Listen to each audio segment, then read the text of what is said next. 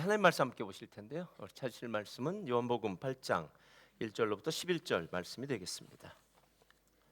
요한복음 8장 1절로부터 11절까지 말씀 우리 다 같이 한 목소리로 봉독해 올리겠습니다. 요한복음 8장 1절로부터 11절까지 말씀 한 목소리로 봉독하겠습니다. 시작. 예수는 감람산으로 가시다 아침에 다시 성전으로 들어오시니 백성이 다 나아오는지라 앉으사 그들을 가르치시더니 서기관들과 바리새인들이 음행 중에 잡힌 여자를 끌고 와서 가운데 세우고 예수께 말하되 선생이여 이 여자가 간음하다가 현장에서 잡혔나이다. 율법에 이러한 여자를 돌로 치라 명하였거니와 선생은 어떻게 말하겠나이까. 그들이 이렇게 말하면 고발할 조건을 얻고자 하여 예수를 시험함이러라. 예수께서 몸을 굽히사 손가락으로 땅에 쓰시니 그들이 묻기를 마지 아니하는지라. 이에 일어나 이르시되 너희 중에 죄 없는 자가 먼저 돌로 치라 하시고 다시 몸을 굽혀 손가락으로 땅에 쓰시니 그들이 이 말씀을 듣고 양심의 가책을 느껴 어른으로 시작하여 젊은이까지 하나씩 하나씩 나가고 오직 예수와 그 가운데 섰는 여자만 남았더라. 예수께서 일어나사 여자 외에 아무도 없는 것을 보시고 이르시되 여자여 너를 고발하던 그들이 어디 있느냐 너를 정죄한 자가 없느냐 대답하되 주여 없나이다. 예수께서 이르시되 나도 너를 정죄하지 아니하노니 가서 다시는 죄를 범하지 말라 하시니라. 아멘. 오늘 말씀의 제목 다 같이 읽겠습니다. 시작. 죄인의 살 길은 오직 예수를 만나는 것이다 입니다. 자, 믿음의 선포 함께 하겠습니다. 믿음은 긍정적입니다. 믿음은 창조적입니다. 믿음은 소망적입니다. 나는 믿음의 사람입니다. 나는 주 안에서 행복합니다. 아멘. 저는 여러분들과 함께 오늘 요한복음 8장의 말씀인데요. 오늘까지 아마 요한복음을 조금 우리 이번 수련의 주제가 요한복음이었기 때문에 요한복음을 조금 생각하면서 요한복음을 떠나 보내기 전에 예수님에 대해서 조금만 더 마지막 좀 쐐기를 박는다고 할까요? 도장을 찍는다고 할까요? 좀 예수님에 대해서 좀 한 번 더 이야기를 마쳤으면 좋겠다는 마음이 들어서 오늘 이 본문을 찾았습니다. 오늘의 주제는 은혜입니다. 은혜요. 그러니까 오늘 하나님께서 예수를 보내주심이 바로 은혜다. 그 은혜가 무엇인가? 에 대해서 함께 은혜 시간을 나누기를 원합니다. 아버지와 아들이 사막을 여행하고 있었답니다. 사막의 무더위 가운데 정말 더위 실신할 지경인데요. 더위에 지친 아들에게 이렇게 말했지. 너무 힘들어요. 이렇게 가다가 죽을 것 같아요. 라고 이렇게 얘기합니다. 그러자 아버지가 이렇게 아들에게 말합니다. 아들아 포기하지 말아라. 곧 마을이 나타날 거야. 라고 얘기했어요. 포기하고 싶은 마음을 억누르고 한참을 걷자 저 멀리 공동묘지가 나타났습니다. 아들은 사람이 죽어있는 그 공동묘지를 보니까요 마음이 얼마나 싱숭생숭하고 불길한 마음이 드는지 모릅니다. 그래서 아버지한테 이렇게 말합니다. 아버지 여기서 사람들이 많이 죽었나 봐요. 그러니까 공동묘지가 있는 거 아닙니까? 그렇게 공포에 떨고 있는 아들을 보고 아버지가 이렇게 말했다고 합니다. 아들아 힘을 좀 더 내거라. 묘지가 있는 것을 보니 가까운 곳에 분명 사람들이 사는 마을이 있겠구나. 이제 얼마 남지 않았어 라고 얘기합니다. 아들은 묘지에서 죽은 사람들을 보았다면 아버지는 그 죽은 사람들을 장사한 사람들이 가까이에 살고 있다는 것, 그렇지 않습니까? 여기 뭐 호주에 와 보니까 동네마다 묘지들이 있어서 뭐 보다가 지나가서 깜깜한 데가 있더라고요. 했더니 묘지더라고요. 그래서 묘지 옆에 사는 사람들도 있구나 뭐 이런 생각. 뭐 스프링벨 묘지도 그렇고요. 사람들이 살기 때문에 묘지가 있다는 것, 아니 죽은 사람들이 있다는 것, 어느 편을 바라보는가 우리의 시선은 정말 중요합니다. 실질적으로 우리의 삶 가운데 만나는 많은 일들을 우리가 어떻게 바라보고 어떻게 해석하느냐에 따라서 그것에 대한 올바른 삶의 처신이라고 얘기할 수 있죠. 삶의 방향을 정할 수 있다라는 겁니다. 여러분 우리가 오늘 그 요한복음에 나타난 오늘 이 가늠하다 현장에 잡혔던 이 여인의 이야기를 통해서요 정말 두 부분의 상반된 의견이 나오는 것 아닙니까? 이 사람은 율법에 보면은 돌로 치라고 이야기했습니다. 죽이는 것이 마땅합니다. 당신은 어떻게 하겠습니까? 라고 손에 돌을 들고 그 여인을 죽이려 달려들었던 사람이 있는가 하면 예수님은 그 여인을 용서하시고 다시는 죄를 짓지 말라고 하는 은혜와 진리의 상징이신 예수님. 요한복음의 주제를 제가 이번에 이야기하면서요 예수는 누구인가, 예수님은 어떤 분인가에 대해서 얘기했다면 오늘 이 이야기만큼 예수님에 대해서 정확히 이야기하는 부분이 있을까라는 생각이 들 정도로 오늘 이야기는 정말 대단합니다. 제가 두 가지로 한번 이야기할 때요. 첫째로 율법은 양날을 가진 검과 같습니다. 우리 다시 한번 읽겠습니다. 시작. 율법은 자, 율법이 나쁜 게 아닙니다, 여러분. 예. 율법은 양날을 가진 검과 같습니다. 가끔 누군가에게는 큰 훈장이나 벼슬 혹은 트로피처럼 자랑스럽게 생각하는 것들이 있습니다. 제가 보니까 한국 사람들은 어디 출신이다 뭐 이런 거, 그다음에 뭐 학연 지연이 있으니까요. 그래서 우리 동네가 무엇으로 유명하다 뭐 그래서 대구 분들은 우리는 사과로 유명하고 미인이 많다 할렐루야. 예. 포항은 과메기다, 순창은 고추장이다, 뭐 여러 가지 하여튼 이런 얘기하면서 동네 이야기들을 합니다. 예. 아니면 학교 이야기를 하기도 합니다. 자신의 직업, 아니면 자신이 뭐 갖고 있는 뭐 누구랑 내가 친하다, 뭐 이렇게 이야기하면서 마치 각 사람이 자랑거리로 생각하는 것들이 있었는데요. 유대인들에게 진짜 자랑거리가 있었다면 무엇이었을까요? 그것은 바로 율법입니다. 유대인은 율법과 뗄래야 뗄 수 없는 관계를 갖고 있어요. 그래서 사람들은 일컬어 유대인들을 율법의 사람이다라고 이렇게 이야기합니다. 바울이 그 로마서에서 우리가 잘 아는 구절인데요. 바울이 유대인들을 이야기할 때 로마서에서 유대인들이 정말 훌륭한 게 있는데 잘한 것이 있는데 유익한 것인데 그것은 바로 그들이 율법을 맡았다라고 이야기합니다. 바울 스스로는 뭐라고 이야기합니까? 나는 율법의 의로는 흠이 없는 자다라고 얘기하고요. 예수님을 찾아왔던 부자 청년들, 돈이 많았다가 나중에 슬퍼하면서 근심하면서 갔던 그 부자 청년도 이렇게 이야기합니다. 내가 어렸을 때부터 율법을 잘 지켰습니다라고 얘기해요. 그러니까 이 유대인들, 특히 바리새인 서기관들은요, 율법의 사람들입니다. 율법의 사람들이에요. 그러니까 율법의 특권을 알고 있고 율법을 자랑하는 사람들이다라는 겁니다. 근데 우리가 한번 짚고 넘어가야 할 문제가 있어요. 율법을 자랑하고 율법의 특권을 가졌다고 해서 그 사람들이 정말 율법의 참된 의미를 잘 알고 있는 사람일까요? 아니, 그 특권, 그 자랑거리가 그들의 인생에 진짜 중요한 어떤 모티브가 되고 삶을 변화시키는 동력이 되었느냐라는 겁니다. 레위기 18장 5절을 보면 이렇게 얘기해요. 한번 우리 다 같이 읽어볼까요? 레위기 18장 5절 시작. 너희는 내 규례와 법도를 지키라. 사람이 이를 행하면 그로 말미암아 살리라. 나는 여호와니라. 여러분, 율법은 지키면 삽니다. 예. 그러니까 오늘 유대인들이 갖고 있는 최고의 특권은 무엇이냐면 이방인들은 아예 율법이 없었으니까 무슨 길이 사는 길인지 무슨 길이 죽는 길인지 뭐 어느 길도 모른 채 맹인처럼 장님처럼 살아갔을지 몰라도 유대인들은 살 길을 알고 있다는 거예요. 율법 지키면 살리라. 사람이 일을 행하면 살리라. 그로 말미암아 살리라라고 이야기한 겁니다. 제가 왜 양날 가진 검이라고 이야기했냐면 이래요. 의사의 손에 들려진 메스는 칼은 어떤 역할을 감당합니까? 사람을 수술해서 살리는 역할을 감당해요. 여러분, 셰프의 손에 들려진 칼은 어떤 역할을 합니다? 맛있는 음식을 만들어내는 정말 좋은 도구가 돼요. 그럼 강도의 손에 들려진 칼은요? 좀 전까지만 해도 누구를 살리는 칼, 아니 누구를 위해서 유익했던 칼이 강도의 손에 들려지면 누구를 죽이고 위협하는 칼이 되더라라는 거예요.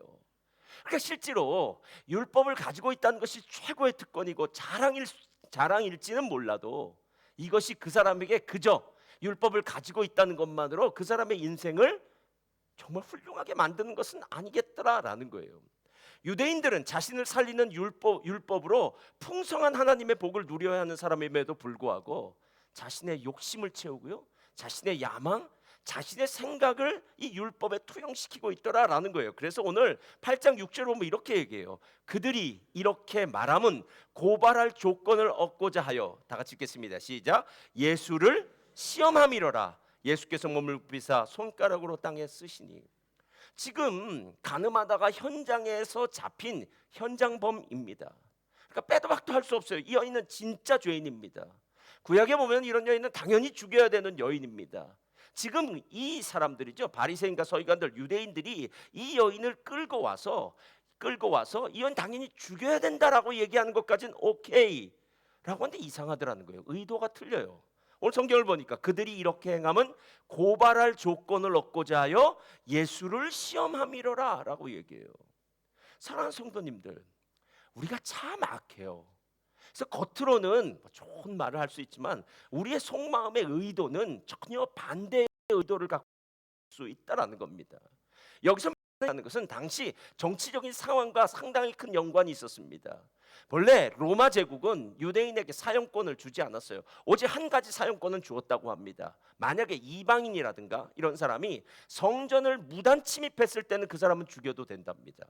그것을 제외한 어떤 것에도 유대인들은 스스로 사람들을 죽일 수 있는 사용권이 없었어요.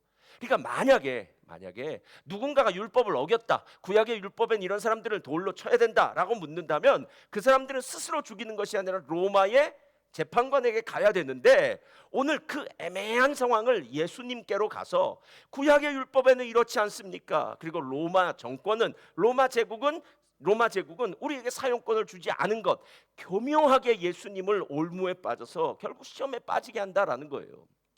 여러분, 이런 문제는요, 마태복음에도 또 비슷한 문제가 나옵니다.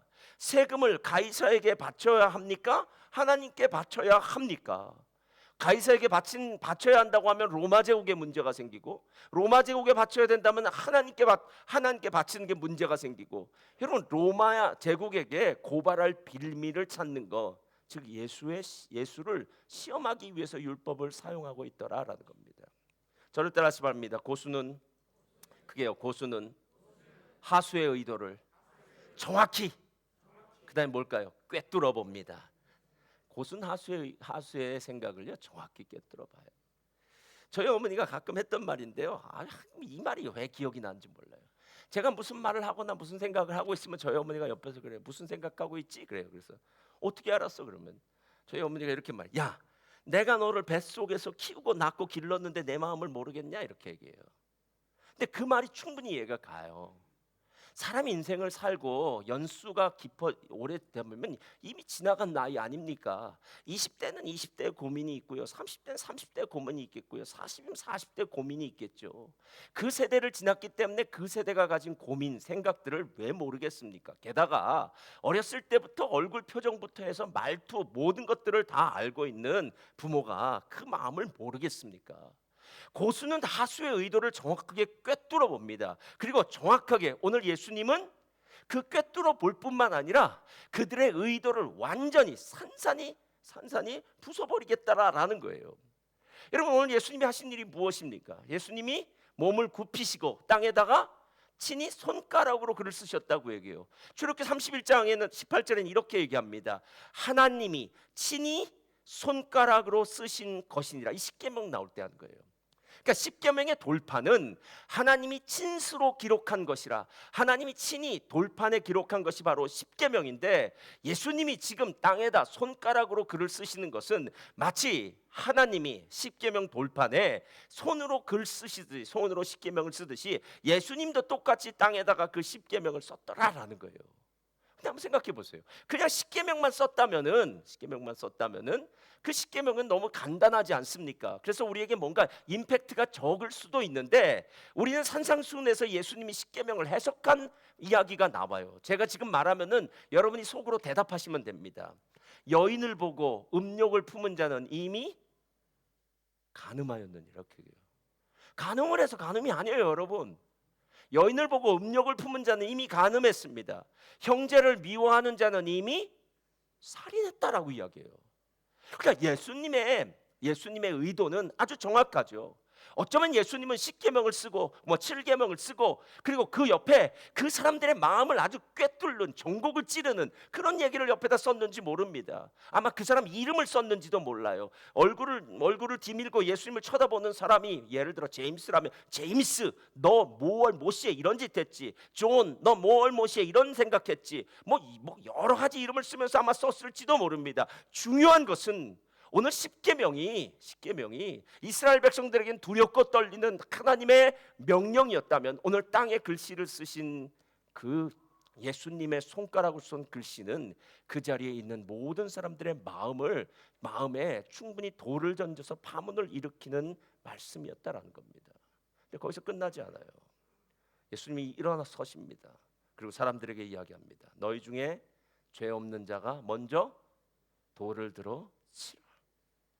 그랬더니 그들이 이 말씀을 듣고 양심의 가책을 느껴 어른으로부터 시작해서 젊은이까지 하나씩 하나씩 다 떠나고 그 자리에는 오직 그 여인만 남게 되었더라. 여러분, 오래 산다는 것은 죄를 더 많이 지을 확률이 높다라는 겁니다. 이 땅에는 어느 누구도 죄로부터 자유할 수 있는 사람은 없습니다. 우리 안에 죄성이라는 것이 있고요, 우리 주변에 널브러져 있는 세상의 것들, 공중 권세 잡은 사단의 역사가 있기 때문에 우리는 죄로부터 벗어날 수 없는 존재. 그래서 뭐라고 이야기합니까? 만일 너희가 너희 죄를 자백하면 하나님은 미쁘시고 의로우사 우리의 죄를 사해 주시고 우리를 깨끗하게 해 주신다는 말씀은 죄 지을 수 있다. 그러나 하나님께서는 그 죄를 용서해 주실 수 있고 그 용서를, 그 죄를 깨끗게 해 주실 수 있는 능력이 있다라는 겁니다. 능력이 있다. 여러분, 사람이 얼마나 치사합니까? 우리 뭐 내로남불이라고 얘기하잖아요. 내가 하면 로맨스, 남이 하면 불륜입니다. 율법의 잣대를 나한테도 똑같이 들이대야 되고 다른 사람에게도 똑같이 들이대야 되는데, 지금 이 가늠하다 현장에 붙잡힌 이 여인을 데리고 온 이 사람들은요, 여인을 향해서는 손가락질을 하고 죽이기 위해서 돌을 들고 있지만 정작 자기를 향해서는요, 야, 살다 보면 그럴 수도 있지, 야, 그때는 이랬을 뿐이야 저랬을 뿐이야 라고 얘기하더라라는 거예요. 실제로 레위기와 신명기에 이 가늠한 사람들에 대해서 죽이라고 얘기할 때는 이 부분이 반드시 나옵니다. 너는, 레위기 20장 10절, 신명기 22장입니다. 너는 그 간부와 음부를 둘 다 죽여라, 이렇게 얘기해요. 간부는 남자고요, 음부는 여자입니다. 여러분, 분명히 아까 뭐라고 이야기했냐면 가늠하다 어디서 붙잡혔다고요? 현장에서 붙잡히지 않았습니까? 그럼 현장에 그 남자가 있어야 될 거 아닙니까? 어디로 갔을까요? 그것이 알고 싶다. 예? 어디로 갔을까요? 여러분, 우리가 생각해야 되는 게 뭐냐면요, 그 당시 동네는 큰 대도시가 아니었어요. 한 집 건너 사람들이 다 아는 50호, 100호 뭐 다 아는 사람들이었더라고요. 그리고 만약에 이 음부가 남편이 있었다면요, 남편이 이 음부의 머리를 죄송합니다, 머리 끄댕이를 붙잡고 벌써 난리가 났겠죠. 근데 이 음부 여자는 남편이 나오질 않아요. 그렇다면 이 여인은 혼자 뭐 과부가 됐든지 홀로 있든지 어떻게 됐는지 몰라도 아내가 있는 남편과 간음을 한 게 되겠죠. 근데 남편이 있는, 아내가 있는 이 남편은 뭐 사회적 지위가 있던지 뭐 뇌물을 주었던지 잘 아는 사람들인지 무엇인지는 모르겠지만 이 법에서, 율법에서 살짝 벗어났는데 그 여인을 끌고 온 사람들은 어느 누구도 그 부분에 대해서 얘기하지는 않더라라는 거예요. 실제로 더 웃긴 게 있어요. 이렇게 간부와 음부, 이런 간음의 사건이 있을 때는 이스라엘 백성들은 보통 성문 광장에 모여서, 성문 밖이나 성문 광장에 모여서 재판을 하게 되어 있습니다. 지금 예수님 어디 계신지 아십니까? 오늘 1절 2절을 보면 예수님 지금 성전에서 말씀 가르치고 계세요. 재판정으로 가지 않고 일부러 예수님께로, 거룩한 성전으로 오고 있는 이 사람들을 보면은요, 와, 이 사람들의 의도가 진짜 나쁘구나. 그러니까 지금 이 자리에 있는 현장에서 가늠하다 붙잡힌 여인 관심도 없습니다. 이 여인이 뭐 죽건 말건 뭐 어떻게 하건, 우리가의 관심은 예수님을 시험에 빠지게 하는 것, 예수님을 죽게 하는 것이더라라는 거예요. 제임스 베커가 쓴 하나님을 아는 지식을 보면은요, 하나님에 대한 지식과 하나님을 아는 지식, 즉 knowledge about God이죠. knowledge about God과 knowing God, 하나님을 아는 것은 다르다라고 얘기해요. 하나님에 대한 지식은 간접적인 지식이에요. 이론적인 지식이에요. 그건 공부하면 돼요, 여러분. 그러나 knowing God, 진짜 하나님을 아는 지식은 공부로 가능하지 않습니다. 이건 직접적이어야 되고요, 인격적, 즉 관계를 통해서 배우게 되고요, 삶을 통해서 배우게 되는데, 참 슬프게도 가늠하다가 현장에 붙잡힌 여인을 끌고 와서 고소하는 이 사람들은 하나님에 대하여 아는 지식은 있을지 몰라도 하나님을 아는 지식은 없더라라는 겁니다. 여러분, 예수님은 어떤 분이실까요? 오늘 이 사람들을 보면서요, 예수님이 어떤 분이신지를 가르쳐 주는 거예요. 그래서 둘째로, 예수님은 은혜와 진리로 우리를 대하시는 분이십니다. 다 같이 읽겠습니다. 시작. 예수님은 은혜와 진리로 우리를 대하십니다. 요한복음 1장 17절, 율법은 모세로 말미암아 주어진 것이요 은혜와 진리는 예수 그리스도로 말미암아 온 것이니라. 기원이 틀리다라는 거예요. 율법은 율법의 역할이 있어요. 예. 사람으로 하여금 하나님의 마음을 깨닫게 하는 것, 죄를 깨닫게 하는 것, 그리고 죄를 피할 수 있도록 제사를 드리는 것, 이런 여러 가지 율법의 의미가 있는데 그건 모세로부터 왔다 그래요. 근데 놀라운 사실은 예수님으로부터 온 것이 있는데 그것은 은혜와 진리더라라는 거예요. 그래서 오늘 요한복음 8장 10절에 보면 이렇게 얘기해요. 요한복음 8장 10절 펴주세요. 다 같이 읽겠습니다. 시작. 예수께서 일어나 여자 외에 아무도 없는 것을 보시고 이르시되 여자여 너를 고발하던 그들이 어디 있느냐. 너를 자, 이 모든 사람들이 자기의 죄된 모습을 보니까 그 여자를 남겨놓고 다 어디는 그 도망을 가버렸습니다. 예수님 묻습니다. 야, 너를 고소하던 자들 어디 있어? 율법으로 너를 정죄하던 자들 어디 있어? 그랬더니 다 사라져 버렸어요. 근데 그 다음에 정말 놀라운 단어가 나와요. 11절 말씀인데요. 11절에 예수님이 이렇게 얘기하세요. 10절에 예수께서 일어나사 여자 외 아무것도 없는 보시고 이르시되 여자여, 좀 전에요. 여자여 너를 고발하던 그들이 어디 있느냐? 너를 정죄한 자가 없느냐라고 물었어요. 가끔 제가 보니까 누군가가 우리를 불러주는 그 호칭이 상당히 중요하다는 것을 알게 되더라고요. 어떤 분이 저에게 목사님이라고 불렀다면 저를 목사로 대우하니까 저에게 원하는 것이 있을 거예요. 만약에 저를 향해서 아저씨라고 부르면 목사와는 상관없는 걸 물어볼 겁니다. 만약에 제 처가 저에게 여보라고 하는 자기라고 물으면 제 처가 원하는 게 있을 거고요. 제 자녀가 저에게 아빠라고 묻는다면 거기에 맞는 것이 있을 거라는 거예요. 여러분, 지금 모든 사람들은 그 여인을 일컬어 죄인이라고 얘기합니다. 이런 여자는 율법에 이렇게 돌로 쳐서 죽이라고 합니다. 이 여자 죄인입니다. 현장범입니다. 무시무시한 죄입니다. 이거는 공동체에서 그 악을 제거해버려야 되는 죄인입니다 라고 얘기할 때 예수님이 사용한 단어는 여자요 라고 얘기하는 거예요. 요한복음엔 여자요라는 단어가 5번이 등장해요. 근데 그 중에 2번은 예수님의 어머니였던 마리아에게 붙여져요. 그래서 마리아가 물로 포도주로 변하는 그 사건 때 여자여 내가 당신과 무슨 상관이 있습니까? 라고 할 때 여자여 라고 얘기했고요.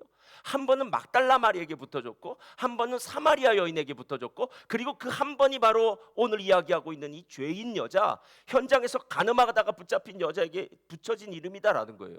여러분, 놀랍지 않습니까? 예수님은 예수님의 어머니였던 마리아에게도 똑같은 여자여라는 단어를 쓰고, 그리고 정말 이 사람은 죽어야 되는 죄인 여자를 향해서도 여자여라고 쓴다면 예수님의 눈에는 그 사람의 빈부, 귀천, 사회적 지위, 그 사람이 죄를 지었던 안 지었던, 그 사람이 정말 나쁜 사람이건 좋은 사람이건의 문제가 아니라 한 사람의 인격체를 바라보는 그 예수님의 마음, 예수님의 따뜻함, 예수님의 은혜가 그 가운데 있는 것 아니겠느냐라는 거예요. 제가 예전에 그 어느 식당에 지금 전도사였을 때였어요.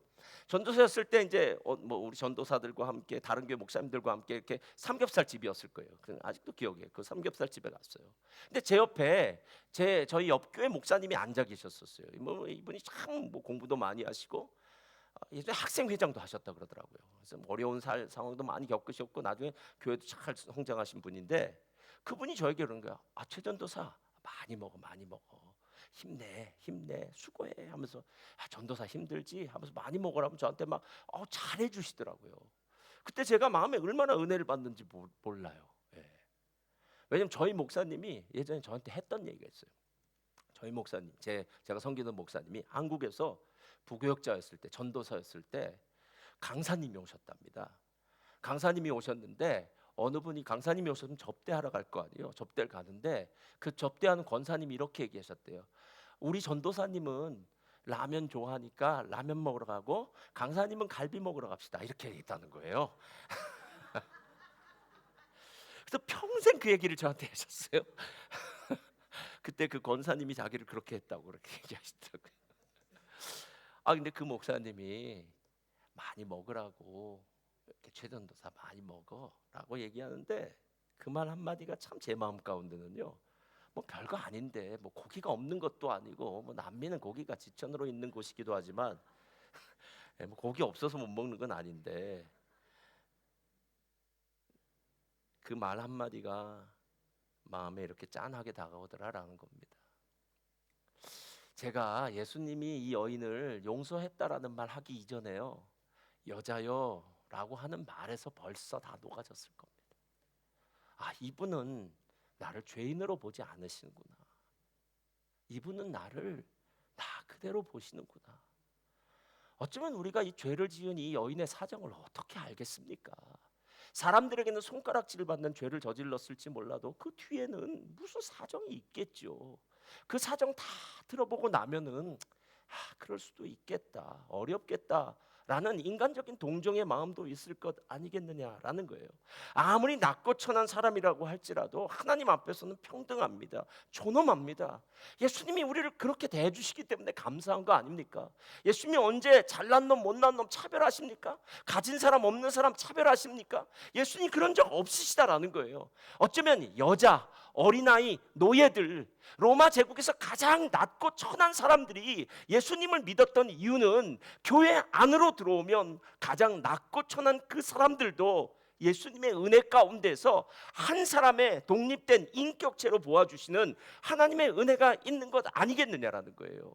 이게 바로 은혜입니다. 예수 누구를 차별하지 않고 우리를 보고 우리의 삶에 있는 여러 가지 이야기들을 예수님이 아시니까 우리의 마음을 위로해 주시고 우리를 다독여 주시는 부분. 그래서 오늘 8장 11절 한번 펴주세요. 예수님이 이렇게 얘기하세요. 대답하되 주여 없나이다. 다 같이 읽겠습니다. 시작. 예수께서 이르시되 나도 너를 정죄하지 아니하노니. 여러분 이 말 너무 대단하지 않아요? 나도 너를 정죄하지 않는다는 겁니다. 근데 예수님의 이 말은요, 그냥 이 말이 아니에요. 나는 너를 오로지 이 세상에서 유일하게 정죄할 수 있는 존재야 라는 말이에요. 다른 사람들은 죄를 지은 죄인들이기 때문에 실은 너를 정죄할 그런 능력과 권력 없어. 권한이 없어. 나는 죄가 없기 때문에 너를 정죄할 수 있는 사람이야. 그런데 내가 너의 죄를 위해서 이 땅에 온 이유는 너의 죄를 위해 십자가에 죽고 부활하여서 너의 율법의 모든 요구를 이루어지게 하고 율법의 의로 너의 삶을 새롭게 하기 위해서 온 거야. 예수님이 말하고 있는 나도 너를 정죄하지 않는다는 말은요, 너의 죄는 내가 맡아줄게, 내가 갚아줄게 라는 말이에요. 여러분 많은 사람들이 은혜를 착각하는 경우가 있어요. 은혜라는 의미는 항상 값없이 주시는 선물입니다. 우리는 받을 만한 자격 없습니다. 여러분 우리 중에 어느 누구가 구원받을 자격이 있겠습니까? 하나님이 우리를 이 좋은 호주까지 보내시고 멜번까지 보내시고, 여러분 우리가 이뻐서 여기 보내셨나요? 다른 사람 미워서 북한에 태어나고 아프가니스탄 태어나고 아프리카에 태어나고 이랬을까요? 그런 거 아닙니다. 여러분 우리가 하나님 앞에서 한 일은 아무것도 없습니다. 웬일인지 웬 은혜인지 하나님이 나를 구원해 주시고 나를 이곳까지 인도해 주시고 좋은 부모님을 만나게 하시고 좋은 교회를 만나게 하시고 좋은 믿음의 형제자매들을 만나게 하시고, 이거 전부 하나님의 은혜인데 그 은혜를 위해서 누군가는 대가를 치른 것 아니겠느냐라는 거예요. 예수님이 그 대가를 치러 주셨다라는 거예요. 그래서 이번 수련회 첫째 날 그 제목이 내가 메시아를 만났다인데요, 예수님의 예수님의 첫 번째 어떤 제자 중에 제자인 안드레와 요한은 본래 세례 요한의 제자였어요. 근데 어느 날 세례 요한이 예수님이 지나가는데 이렇게 얘기합니다. 보라, 세상 죄를 지고 가는 하나님의 어린 양이로다. 그 말 듣고 안드레가 예수님과 함께 하루를 있으면서 예수님을 메시아로 믿는 것, 이게 바로 은혜라는 거예요. 세상 죄를 지고 가는 하나님의 어린 양, 이 은혜가 있다라는 겁니다. 은혜는 우리가 열심히 일을 해서 얻어지는 수고의 결과나 공로가 아닙니다. 말 그대로 선물이에요. 그래서 나도 너를 정죄하지 않겠다는 그 말은 우리에게는 정말 복음입니다. 복음. 하나님 정죄하지 않겠다는데 어떡합니까? 그런데 문제는 우리가 많은 순간 거기서 멈춰 있다라는 거예요. 요한복음 1장 17절, 아까도 이야기했는데요, 율법은 모세로부터 말미암아 온 것이고, 다 같이 한번 읽겠습니다. 시작. 율법은 모세로 말미암아 주어진 것이요 은혜와 진리는, 자, 은혜도 하나님으로부터 주어졌는데요, 실은 진리도 하나님으로부터 주어져요. 진리는 길이요 진리요 생명 되신 예수 그리스도를 의미하는데, 이것은 무엇이냐면 예수님이 나도 너를 정죄하지 않을게, 그런데 가서 다시는 죄를 범하지 말라라고 얘기해요. 내가 너에게 한량없는 값없는 용서의 은혜를 주겠지만 너는 그 용서의 초입에만 머물지 말고 용서의 깊은 곳으로 들어가 하나님과 교제하기 위해서는 진리 가운데 머물러야 된다는 거예요. 죄인을 의인 되게 하는 것이 은혜였다면 의인의 삶을 풍성한 은혜로 채워주는 것은 진리다라는 거예요.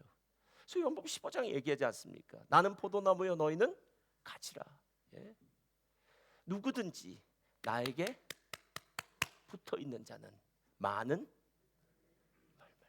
우리 여집사님들이 이렇게 하고 옆에 그냥 주렁주렁 매달렸었지 않습니까? 예?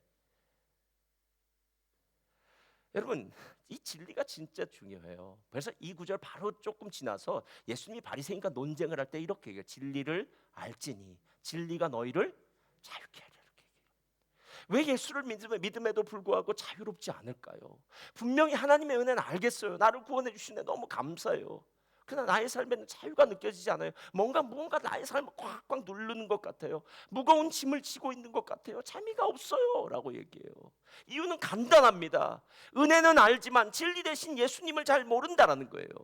우리 교회도 C.S. 루이스의 스크루테이프의 편지인데 안 읽어본 사람은 반드시 읽어야 됩니다. 거기에 보면 스크루테이프라는 삼촌 마귀가 웜우드라는 조카 마귀에게요 가르쳐 주는 거예요. 뭘 가르쳐 주냐면은 그 책에는 환자라고 얘기한대요. 이제 이 사람이 예수를 믿을까 말까 이런 사람이 있는 거예요. 그러면 넌 어찌하든지 간에 이 사람이 예수를 못 믿게 하는 것이 너의 본분이다라는 거예요. 임무예요.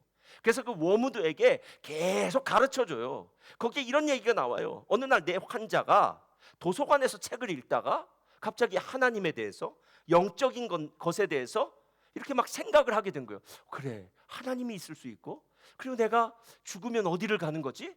그리고 인생이 무엇이? 이렇게 할 때 너는 방해 공작을 해야 돼. 저를 따라하시 바랍니다. 오늘 점심은 뭘 먹을까? 갑자기 그 생각을 주는 거예요. 오늘은 짬뽕입니다. 그러니까 지금 영적인 생각으로 막 뭔가 영적인 은혜를 느끼려고 하는데 마귀는 옆에서 야 오늘 뭔 줄 알아? 짬뽕? 오, 오늘도 짬뽕인데 국수가 그렇게 나오는 거야? 이러면서 좀 전에 생각했던 하나님 영적인 건 다 사라져버리고 오늘은 집에 가는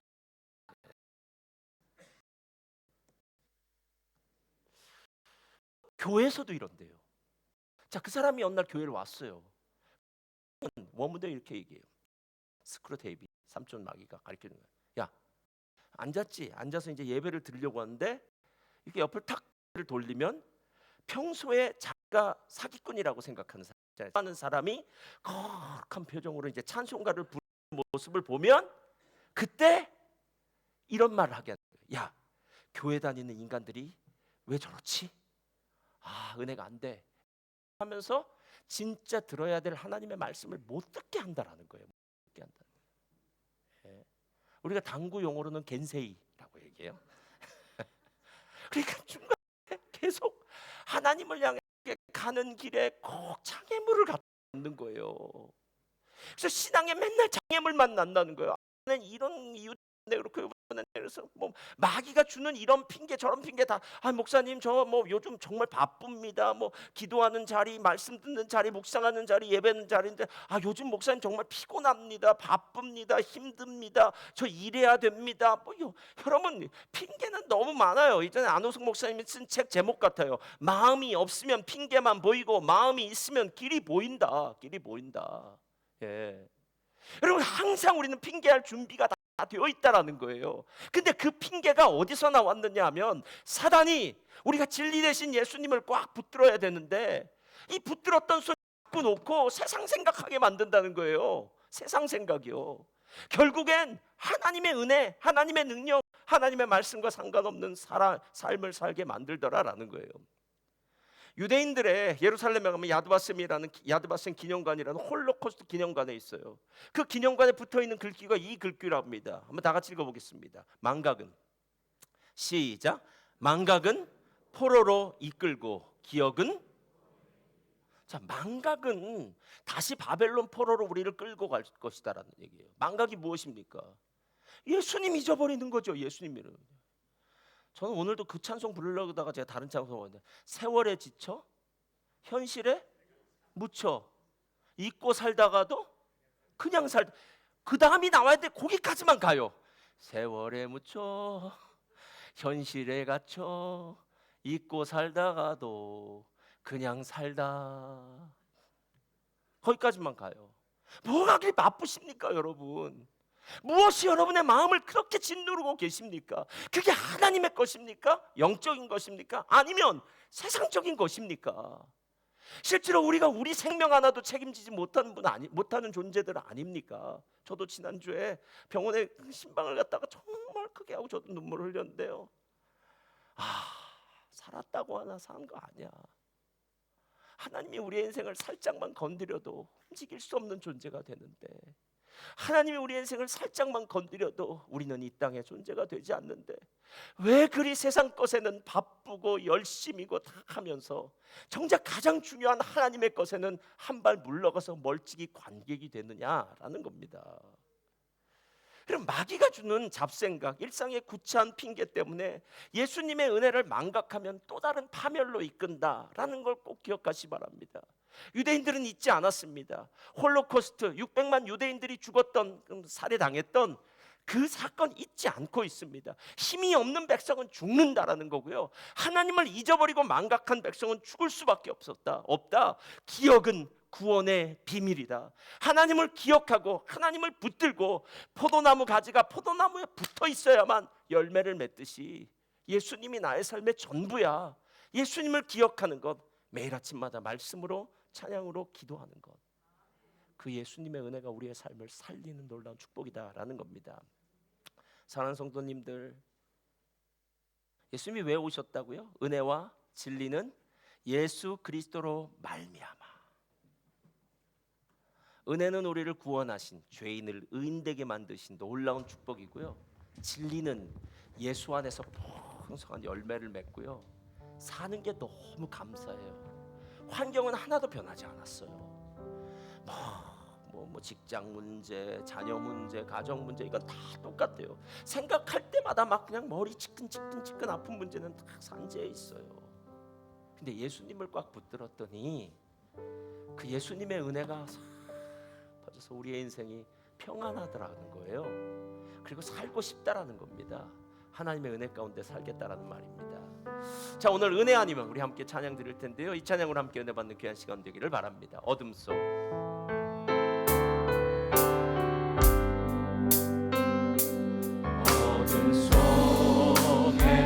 헤매이던 내 영혼 갈 길 몰라 방황할 때에 주의 십자가 영광의 그 빛이 나를 향해 비추어 주셨네.